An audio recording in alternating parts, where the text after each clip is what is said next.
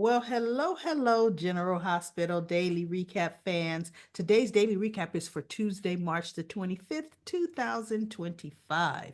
Tuesday, March the 25th. Well, let's see what happened today. Today, kind of a slow day, everybody. Who agrees with me? Slow day. We got Lulu, who was supposed to be at work, right? But she's in Jack's office making sure Valentin is in Steinmeier.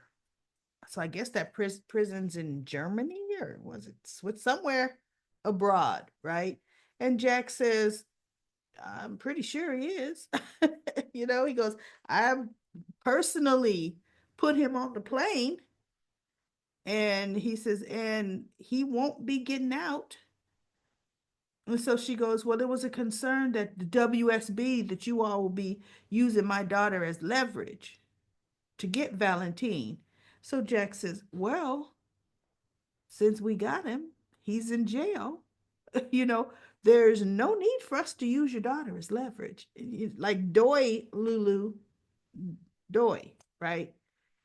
So Tracy, there was an important meeting with deception. BLQ and Maxie were there. Lulu was complaining, not Lulu, BLQ was complaining that, okay, where's Lulu? Of course she's late, of course. And Maxie says, I'm sure she'll be here at some time. See, that's a no-go. That's a no-go, right?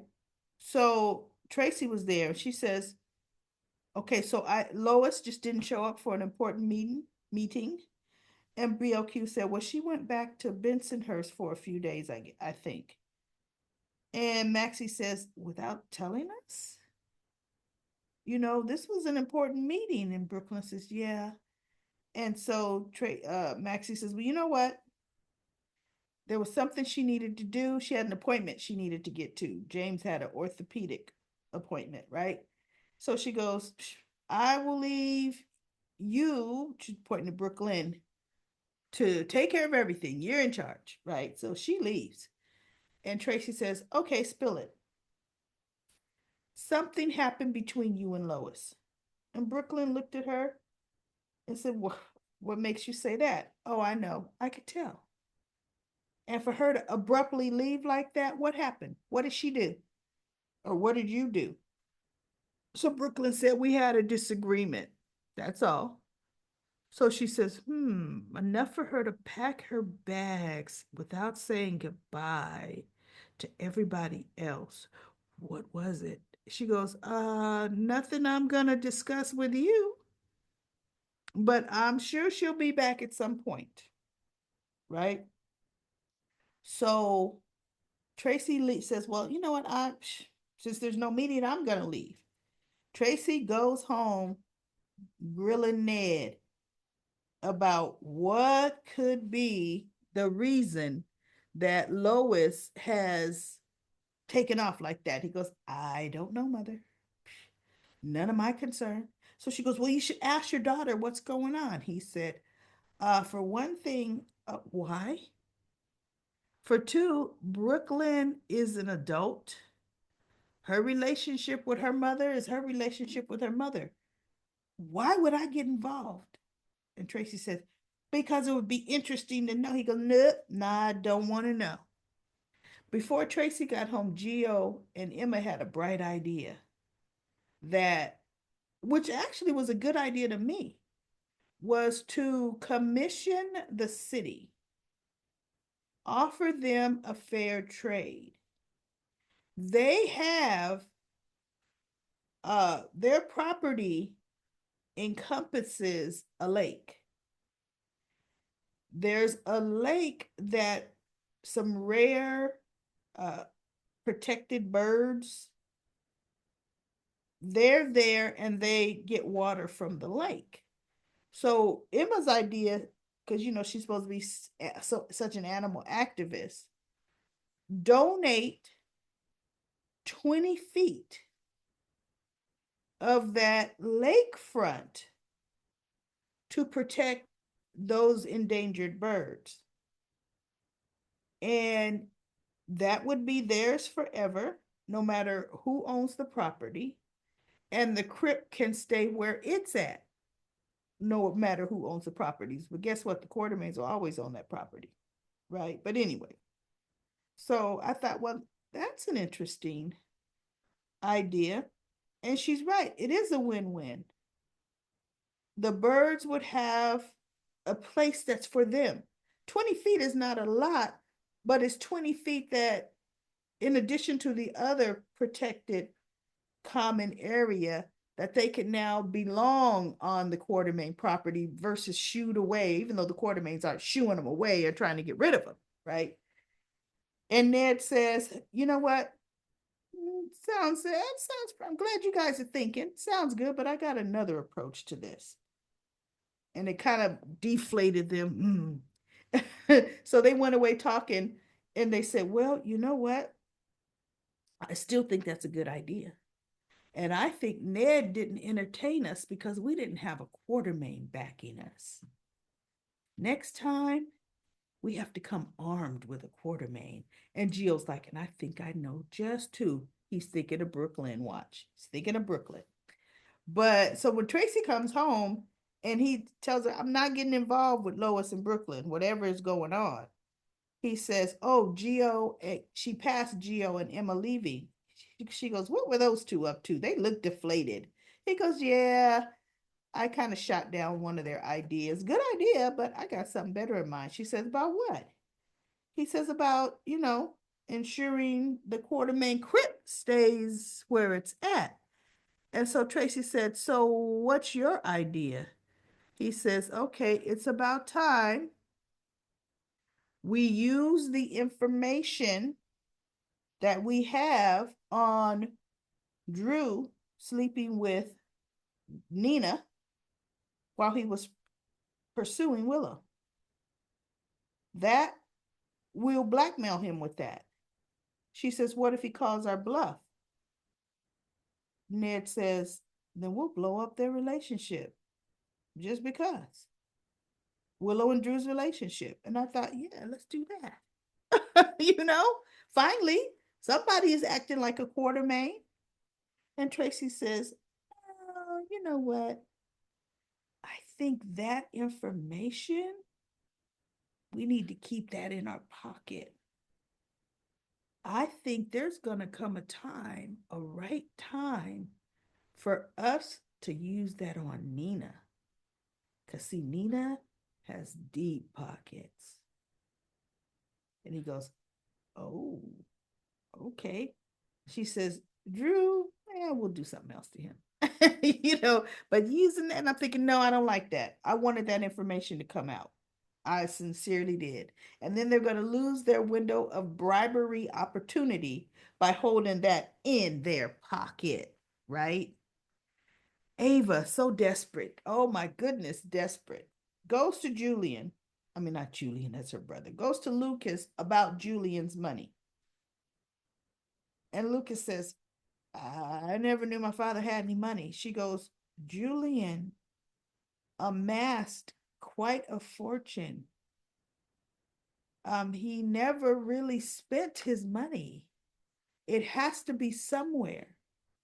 And you, as his son, could have access to it. And he goes, no, not really. And no, I haven't heard of any. She goes, look, something under his many aliases. He could have something under Derek Wells. He bought a whole media company under Derek Wells, right? So she goes, I want you to think. He goes, I don't need my father's money. So I'm not going to go looking for my father's money. And so she goes, not even for your favorite aunt? And he goes, what's going on with you? And she says, look, I need some money to help pay down some of my debts. And then so I could take care of my daughter in a fashion she's accustomed to. And so Lucas is like, well, I'm not going to go look for my father's money. I'm sorry, I can't help you. For two, Avery has a very wealthy father who's going to make sure his daughter is well taken care of. Ava, you don't ever have to worry about that.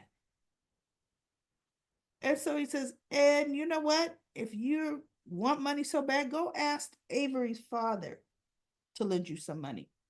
Sure, he will. So she's thinking, oh, maybe, maybe. Now, Christina gets her bright idea. Dad. Oh, Ava came over to Alexis's mom's office, and boy, is she in dire straits. She owes the IRS. She this, she's that. And he goes, yeah, I knew she was having some money trouble. She goes, but Dad, this is the opportunity for you to take full custody of Avery. Use it to your advantage. And he said, Christina, I'm actually happy with the custody arrangement I have with Ava right now.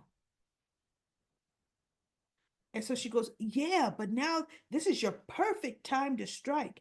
He goes, I'm not going to go back to court. And I told you the reasons that I don't want to put my daughters, you or Avery, through a custody battle. And she goes, oh yeah, and you did say, for your heart, you don't want to do it. And he looked at her, and I'm thinking, see, so you know that, Christina. So why are you doing what you're doing? You know that. But you still coming. Dad, do this, do that. It's like he didn't tell you nothing. So Donna was there, and he goes, you know what? Look, I promised Donna I would come and play another round of her board game. He goes, and so Christina laughs. She goes, wait, Donna's here? He goes, yeah, Donna's been here since Carly was been in the hospital. She says, and boy, she just beaten me. She goes, yeah, Donna loves to win at that game. So she goes, you know what, Dad? I'll go back there and play with her. And he goes, okay, she's gonna win. He goes, that's all right. I'll sharpen my skills. So Christina goes back to play with Donna. Then there is a knock on the door. And the knock on the door is Ava, of course. She's coming too. She goes, Sonny, I need to talk to you. And he's like, about what? She goes, about Avery. I need an increase in child support. I need to be able to, you know, Avery needs to be taken care of in a better fashion. And Sonny looked at Ava and he says, what are you talking about?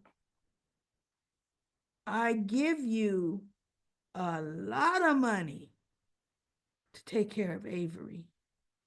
How much more money does Avery need? And he's thinking, and watch yourself because she's with me most of the time. And I know how much money I actually spend on her. So, good God, woman. She's not eating gold, right? And so he says, no. He goes, does Avery really need that money? Or do you need that money? And she looked at him. She goes, if you already know, I am in dire straits. Sister Cassidines stole the money that was rightfully mine. That I owe you back into that, right? And he says, well, then you know what? Why would you now his blood pressure's raising? You're coming at me trying to use my daughter as a shield for you. You should have been a woman coming to me right out and ask me for the money. And so she goes, okay, I need a loan, Sonny. It would just be a loan. And I would pay it back. And I'm thinking, she ain't paying it back. Because obviously she owes Nina. It's like the gallery is not doing that well. There is no way she's planning on getting the Cassadine estate the money back. So how could she now afford loan payments, repayments on a $2 million? Wait, so he goes, okay, how much do you need? She goes, only $2 million. And he looked at her. He said, oh, only $2 million. He said, okay. And she goes, really? Yeah, okay. I could have Diane take care of that. He says, but under one condition. She looked at him. She said, what condition? He said, we need to modify the custody arrangement. She says, we just settled the custody arrangement and it's fine. He says, well, now I'm worried because you came at me asking money using my daughter as a shield. I'm worried about you. He said, how about you have her 2 weekends a month, meaning really every other weekend? She said, every other, that is unacceptable. Rick was right. I should have never agreed to this custody arrangement with you. And oh, now she's really yelling and raising her voice. I'm surprised Christina didn't come in way earlier in this conversation because they're both yelling, right? So, of course, Sonny, oh. And she goes, Sonny, what's happening? What's going on? So he kind of leans and falls down on the couch a bit. And he's trying to hold himself up and he's holding his chest. Sonny, what is happening? What's going on, Sonny? And he tries to get his pills out of his jacket pocket. He has them in his hand, but when he hits the ground, the pills fall out of his hand, the pill bottle. So Ava looks and she looks down at the pill bottle. She kind of gets close, but she doesn't touch it. And she goes, oh my. What are these? Do you need these? You need these? And he's trying to reach his hand to the pills. Mm-hmm. So I already know what's going to happen tomorrow. Tomorrow, Christina's going to come out that room. And she's going to see Ava standing over the pill bottle. And she's going to see Sonny on the floor on the ground needing those pills. And Ava's going to say, I was just about to reach down. These pills fell out of his hand bottle. I was just about to reach down and give. She'll say some crap. And Christina's not going to buy it. As she shouldn't. Now, do I think Ava would let Sonny die?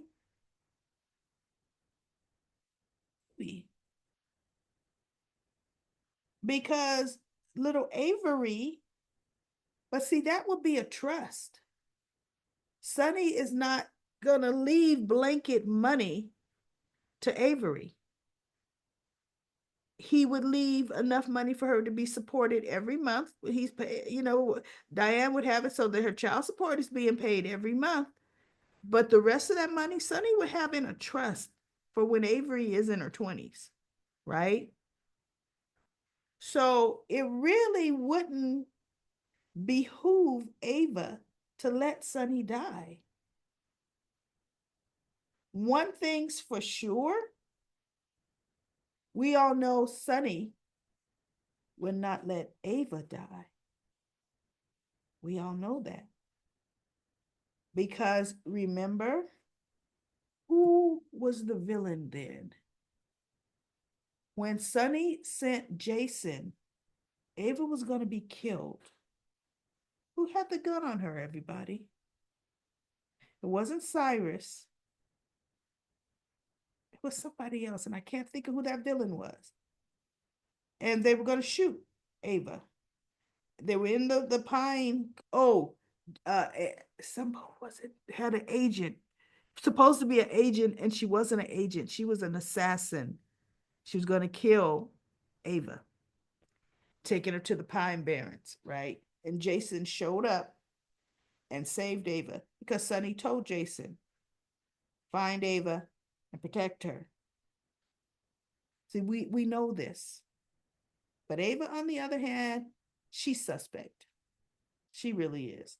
So now this is going to just give Christina more ammunition because I already seen scenes. saying Ava needs to be stopped. And I have to do it. And I think she has another gun, yet another gun. I think she does, right? So, or she could try to run her down with her car, which, okay, yeah, we're going to get away with that because we won't need to get my car fixed. Okay, right? So, anyway, tomorrow's going to be good. We're going to see what happens to Sonny. We know he's not going to die. He's somebody, and I believe it's going to be Christina because she is there. Ava just doesn't know she's there. Carly checks herself out of GH. She's not even released by the doctor because she has to get to Jack. So she gets to the office and Jack is like, Carly, what are you doing out the hospital? I had to come see you, Jack. I had to. Because I have to tell you something. Jason, you're going to have to be careful. And he goes, why? She goes, because Jason told me that whatever happens to me, it's going to happen to you. He told me to stay away from you, but he says, and I told him that I make my own choice. He doesn't tell me what to do, but then he says, just know this.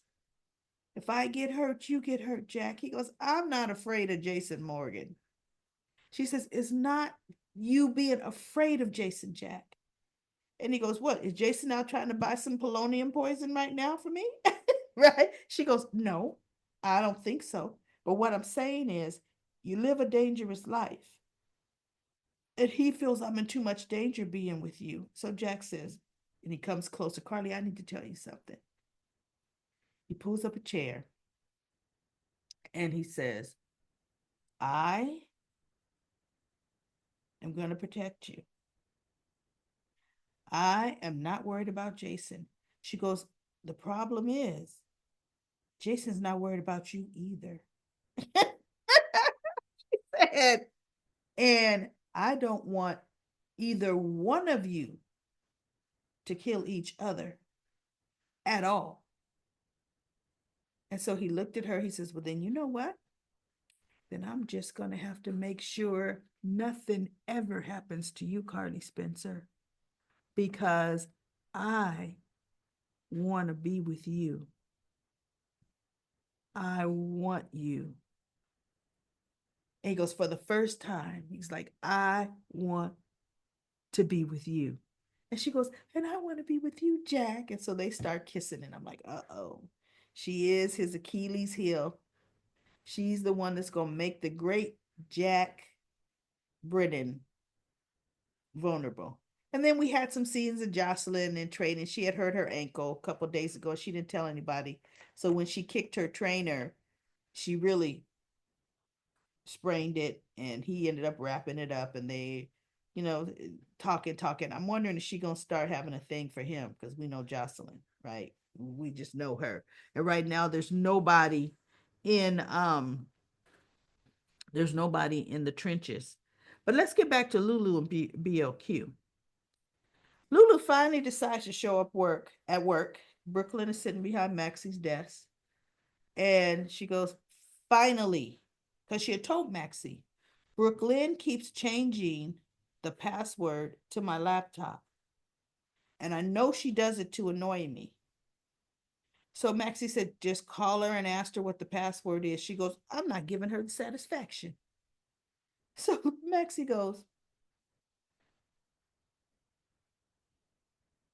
of course not, right?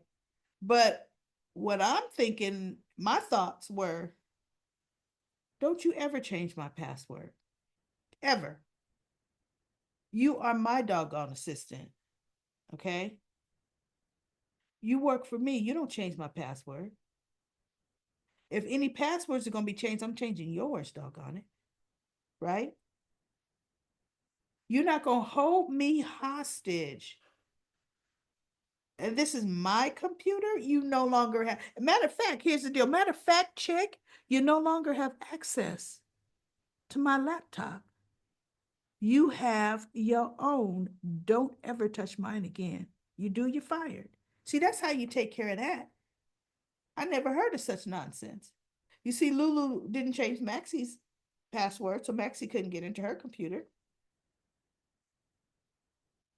So Lulu comes to work, and Brooklyn says, finally, finally, you changed the password of my laptop again? And she goes, what is it? And Lulu says, for the last, she goes, and stop changing my password. She goes, it's not going to happen again. And Brooklyn's like, and what is that supposed to mean? Because I quit. And Brooklyn says, of course you do. And she goes, effective today, I quit. And she goes, oh, and of course you won't give the customary 2 weeks. And my whole thing is, Brooklyn, she still ain't told you the password at all. So then she goes, I quit because of your husband. And so she goes, what about Chase? Don't act like you don't know. And Brooklyn says, I don't know. Now Chase told Lulu Brooklyn didn't know he was there. She don't know that he told her or not when he got home. She goes, he said blah, blah, blah. And he told me to stay away from you. And he said that if I kept, well, what Chase says, if you keep coming after my wife, he didn't say she couldn't work with with Brooklyn. But Lulu knows she is there just to stick it to her. And so she goes, Chase said that? She goes, or are you embellishing? She goes, he threatened to have me arrested for breaking into Martin's room. And Brooklyn's like, oh, okay. Go, hubby, right? Okay. So she goes, so yeah, you know. And she goes, well, you know what, Lulu? One thing Chase is right about, it is none of your business. Well, that's just where you're both wrong. It is my business. It affects my family. Dante deserves to know he has a son. Rocco deserves to know he has a brother. So it does affect my family. See, Lulu is itching to tell, and she's going to tell. Brooklyn, here's the deal. She's stupid for not controlling the narrative herself by telling Dante. Just like Portia is stupid for not telling Curtis. Control that narrative, right?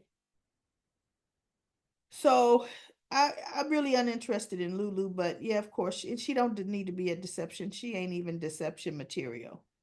And like I said, she should have never been Brooklyn's assistant. She should have been Maxie's. If Maxie or Tracy was going to assist, she was hired. Make her Tracy's doggone personal assistant. Okay. So then we have I don't like Elizabeth sticking her nose where it don't belong. She calls Rick to GH and he's like, what can I do? What's going on? So she goes, I'm concerned about Portia. And Rick is like, you asked me here. You're concerned about your Dr. Robinson, your friend? Yeah. He goes, Elizabeth, why would you call me for that? Because last week you went to see Portia and I figured was it illegal? And I asked you, was it personal or was it medical? And you said, no, it's business. So why would Portia have legal business with you when we know she doesn't, her or Curtis don't like you for representing Heather Weber? And he goes, well, because I have special expertise. She saw what a good attorney I am with the Heather Weber case. So she's in trouble. And he looked at her. She goes, no, I understand about client confidentiality. She goes, but is it hospital trouble or personal trouble? See, and Rick was telling her tidbits of stuff. And I said, Rick, shut your mouth. Right? Elizabeth does not need her nose in that. So he ends up saying, look, I need to know, are you able to access the hospital records just to find out when particular tests may have been ordered, when particular tests may have been, let's say, changed, you know. So she goes, well, I've never done it before, but I'm sure I could. And he goes, just back from the time frame of, I'd say this time last year, you know, about a year, last summer. So she goes, okay. She goes, let me work on that and I'll get back to you. He goes, now look, if it'll get you in trouble, Elizabeth, don't do it. She goes, no, I should be able to access that information. Now, here's the deal. What he should have said, but you need to keep this. Oh, he did. He said, keep this between you and I. She goes, oh, I will. And the way she said it, you could read her brain. She was saying, oh, but I'm going to definitely tell Lucas. Mm-hmm. Telling Lucas right off the bat. And then, doggone it, I might have to go to Brad to ask him how to do it, not knowing that Brad is a blackmailer. That Brad is one of the blackmailers, right? But see, mess. Getting people involved in stuff that don't have the whole story and don't need to be involved. That is definitely a hot mess. So we had Maxie was talking to Lucas, and you know, then he talked about Marco and blah blah blah. I'm afraid to text, you know, he probably forgot me. And she goes, just text him, stay in touch, whatever. You know, we already know Marco's gonna be coming to town. We know this, period, 100%. So anyway, that was it. Nothing else earth-shattering happened. Let's go to comment corner, and I'm going from the top down. We have some great comments on comment corner. I think it said 100 some change. So I'm going to go down a bit for about 6-7 minutes. Here we go. Wendy says Portia doesn't understand. If she doesn't tell her husband, then she's helping Drew ruin her husband's business career. If she really loved her man, she would tell him everything, but it's about her career. That's why Curtis walked away from her right after the wedding. Her selfishness. Yeah, really. Or she's selfish. And then Lin says, Lin own. Yeah, Lin says, I was never a fan of Carly from when she first came to town and blew up people's lives. She never listens, she gets into trouble, and Jason has to pull her life in, or Jason has to put his life in danger. She expects him to do it all the time. If Jason means so much to her, then why doesn't she be a better friend and think about her children? Jason is not going to Jason has got to put these women who just expect him to put his life on the line because of their bad decisions. He needs to stop protecting them. Carly is a piss poor friend to Jason. Left the hospital to warn Brennan about Jason. I know, I didn't like that. How much does she care about her children? She should have gone to see Donna. Yep, she sure didn't beeline to see Donna. Lulu never liked um Lulu never liked her glad she's quit. Wait, she's quick. That wasn't going to work out, or maybe she's quit. I don't quite understand that sentence. Ava has a lot of nerve asking Sonny for money after everything she's done to his family. The only reason why Sonny said that stuff about the custody is because of his daughter complaining yet again about her long lost baby. I know. See, I was sick, Christina, that she refuses to see her blame in it. Ava is going to be like Tracy with holding his meds. Yep. I am sick of the lot of them. But I think Christina's going to come in. Sylvania says, I think Sonny's in trouble health-wise. Christina filled his head with the idea of using Avery as an empty bank account to revisit the uh, agreement concerning Avery. Ava came to Sonny to ask for more money, specifically more child support. Ava and Sonny agreed at this point, agreed to the point where he collapsed. Well, they actually argued to the point that he collapsed. His meds left his hands for a moment. It was like history repeating itself because Ava grumbling something like, "Oh, you want those pills?" it's it's like she's ready to mess with Sonny's pills again. Just saying. And then Tulip says, I'm so sick of Drew and Willow. They let them run off together somewhere. It is so obvious Drew is only keeping Willow to get back at Michael. Yes, that's the only reason. Willow is so stupid. Jacarly says, Nina and Carly want to get rid of Drew. Carly should ask Jack for help.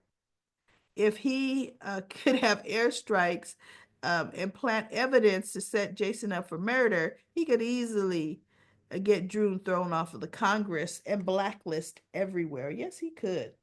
Yes, he absolutely could. Jacardi, you went and had some other great comments, but I'm going to skip on down because I only got a couple more minutes. LaShunta says, Liz, uh, do the most, but be in everyone's business. Stay in your lane. Lucas got diarrhea of the mouth. He does. He tells everything. Aisha says on Friday, someone told Lucas that his aunt was looking for him. So he's probably the next person who Ava will hit up for money. And he was covering the cost of a super pricey dinner is one thing, but I don't think Lucas can pay off Ava's property taxes and max out his credit cards. Nope, she came at the find Julian's hidden money he must have angle. And then Christara says Curtis will find out about Portia shenanigans and divorce her ASAP. Christara says the WSB is scary. Yes, it is.